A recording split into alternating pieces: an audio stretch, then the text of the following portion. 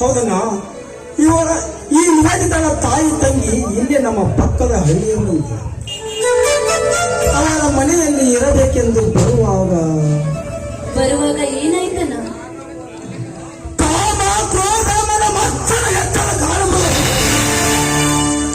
ಈ ಸುಂದರ ಯುವತಿಯನ್ನು ಕಂಡು ತಡೆದುಕೊಳ್ಳಲಾರದೆ ನಾವು ಮೇಲೇರಲು ಬಂದಿತ್ತು.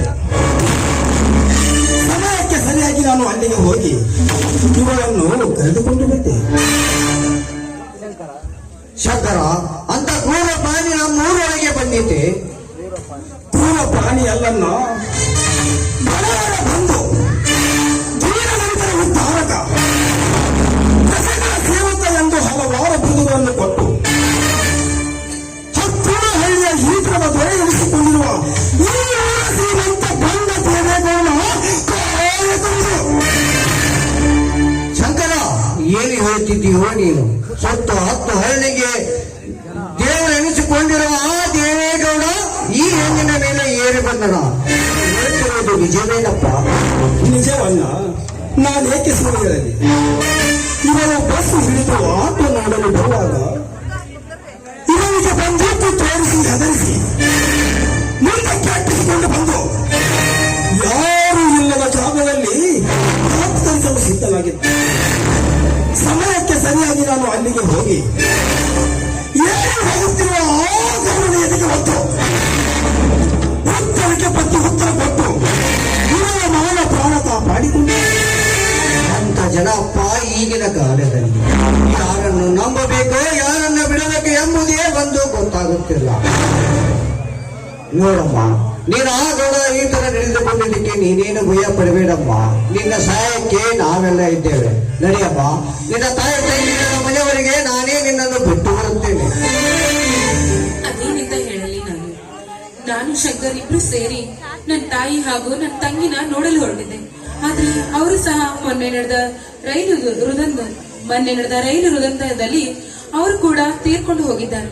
ಅದಕ್ಕಾಗಿ ನಾನಿನ್ ಮುಂದೆ ಅನಾಥರು. ಅದೇ ಬೇಡಪ್ಪ, ಅದೇ ಬೇಡ. ನಿನಗೆ ಅನಾಥರಂತ ಯಾರು ಹೇಳಿದರು? ನಿನ್ನ ಬಂಧು ಬಾಂಧವರಾಗಿ ಇನ್ನು ಮುಂದೆ ನಾವಿದ್ದೇವೆ. ಆ ವಿಧಿ ನಿಮ್ಮ ಸಂಬಂಧಿಕರನ್ನೆಲ್ಲ ಕಸಿದುಕೊಂಡು ಹೋಗಿರಬಹುದು. ಆ ವಿಧಿಗೆ ಸವಾಲು ಹಾಕಿ ನಿನ್ನ ಹೆತ್ತ ತಾಯಿ ತಂಗಿ ಅಣ್ಣ ತಂಗಿಯರು ತೋರಿಸದ ಪ್ರೀತಿ ವಾತ್ಸಲ್ಯವನ್ನು ನಾವು ತೋರಿಸುತ್ತೇವೆ. ಆದರೆ ಒಂದು ಮಾತು ತಂಗಿ, ನಾನು ಕೇಳುವ ಮಾತಿಗೆ ನೀನು ಬೇಜಾರಾಗಬಾರದು ತಂಗಿ, ಬೇಜಾರಾಗಬಾರದು. ಅದೇನಂತ ಕೇಳಿ. ನೋಡಮ್ಮ, ಪೂರ್ಣ ಪರಿಚಯ ಇಲ್ಲದ ಒಂದು ಹೆಣ್ಣನ್ನು ಈ ಮನೆಯಲ್ಲಿ ಇಟ್ಟುಕೊಂಡರೆ ಈ ಸಮಾಜವು ನೂರ ಒಂದು ಮಾತನಾಡುತ್ತದೆ. ಅದಕ್ಕೆ ನೀನು ನಮ್ಮ ಮನೆಗೆ ಭಾಗ್ಯಲಕ್ಷ್ಮಿಯಾಗಿ ಬಂದಿರುವೆ. ನಮ್ಮ ತಂಗಿ ಅಂತ ಸ್ವೀಕರಿಸಿದರೆ ಒಂದಿಲ್ಲ ಒಂದು ದಿನ ಕೊಟ್ಟ ಮನೆಗೆ ಹೋಗುತ್ತೀಯ. ಅದಕ್ಕೆ ಈ ಶಿವಶಂಕರನ ಮನೆಯ ಜ್ಯೋತಿ ಬೆಳಗುವುದರ ನಿನ್ನ ಜೀವನ ಪೂರ್ತಿ ನನ್ನ ತಮ್ಮ ಶಂಕರನನ್ನು ಪತಿಯನ್ನಾಗಿ ಸ್ವೀಕರಿಸಿ ನಮ್ಮ ಅಂತ ಕೇಳಿದೆ ಅಷ್ಟೇ. ಏನಂತ ಹೇಳಿ ನೀರಿನಲ್ಲಿ ಮುಳುಗುವವರಿಗೆ ಹುಲ್ಲುಕಡ್ಡೆ ಆಸರೆ ಆದಂತೆ ಕುಲ ಗೋತ್ರ ಏನು ಕೇಳಿದೆ ನನ್ನನ್ನು ಈ ಮನೆಯ ಸೊಸೆಯನ್ನಾಗಿ ಸ್ವೀಕರಿಸ್ತೀನಿ ಅಂತ ಹೇಳ್ತಾ ಇದ್ದೀರಾ. ನನಗಂತೂ ತುಂಬಾ ಸಂತೋಷವಾಗ್ತಿದೆ. ಆದ್ರೆ ನನ್ನನ್ನು ಒಪ್ಪಲು ನಿಮ್ ತಮ್ಮ ಇದಕ್ಕೆ ಒಪ್ಪುತ್ತಾನೋ ಇಲ್ಲ ಅಂತ ಅನುಮಾನವೇನತಿಗೆ? ನಮ್ಮನ್ನ ನಿಮ್ಮ ಕೈ ಹಿಡಿಯಲು ಒಪ್ಪುತ್ತಾನೆ. ಏಕಂದ್ರೆ ನಿಮ್ಮಿಬ್ಬರ ಜೋಡಿ ಹೇಳಿ ಮಾಡಿಸಿದಂತಿದೆ. ಶಂಕರನ್ನ ಕಳ್ಳನ ಮನಸ್ಸು ಹುಳುಳಿಗೆ ಅನ್ನುವಂತೆ ನಿಂತು ಬಿಟ್ಟಿಲ್ಲ. ನನ್ನ ನಿನ್ನ ಒಪ್ಪಿಗೆ ತಾನೆ.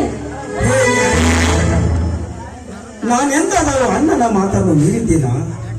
ಅಣ್ಣ ಹೇಗೆ ಹೇಳುತ್ತಾನೋ ಹಾಗೆ ಆಗಲಿ. ಅಂತೂ ಅಣ್ಣನ ಮದ್ವೆ ಜೋರು ಅಂತಾಯ್ತು.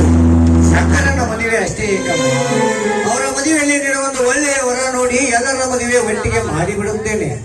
ಅಣ್ಣ, ಮೊದ್ಲು ನನ್ ಮದ್ವೆ ಆಗಲ್ಲ, ಮೊದ್ಲು ಅಣ್ಣನ ಮದ್ವೆ ಆಗ್ಲಿ, ಆನಂತರ ನನ್ನ ಮದ್ವೆ. ಎಲ್ಲರೂ ಸೇರಿ ಒಟ್ಟಿಗೆ ಊಟ ಮಾಡೋಣ. ಹಾ ತಂಗಿ, ಊಟ ಮಾಡೋದಕ್ಕಿಂತ ಮುಂಚೆ ಸಂತೋಷದ ಸುಗಂಧ ಸೂಸುವ ಈ ತುಂಬಿದ ಮನೆಯಲ್ಲಿ ಸಿಹಿಯಾದ ಸವಿಚೇನನ್ನು ಸವಿದು ಕುಣಿದು ನಡೆದಾಡನ ಬಾರಮ್ಮ. ಆಯ್ತಣ್ಣ, ನಿನ್ನಾಸೆ ನನ್ನ